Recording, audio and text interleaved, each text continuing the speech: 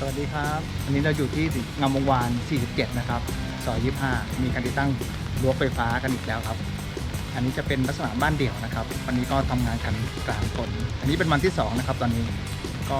จะเอาให้เสร็จวันนี้นะครับแต่ว่าโดยฟ้าฝนไม่เป็นใจนะครับตอนนี้ก็ลุ้นๆกันอยู่ว่าจะเสร็จหรือเปล่านะครับตอนนี้ก็6 โมงแล้วนะครับลองดูครับฝนก็ตกคุมพำนะครับทีมงานก็กำลังเร่งกันอยู่นะครับวันนี้ก็ฝนตั้งแต่บ่าย 3แล้วนะครับวันนี้ก็ยังไม่หยุด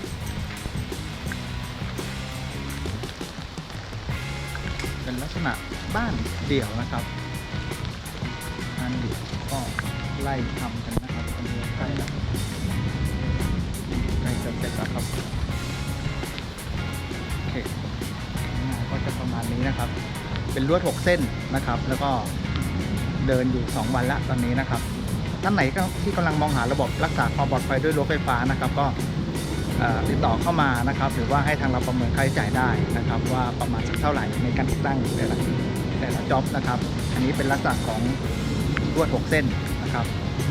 ก็เดี๋ยวพาไปชมด้านในกันครับว่าเป็นยังไงบ้าง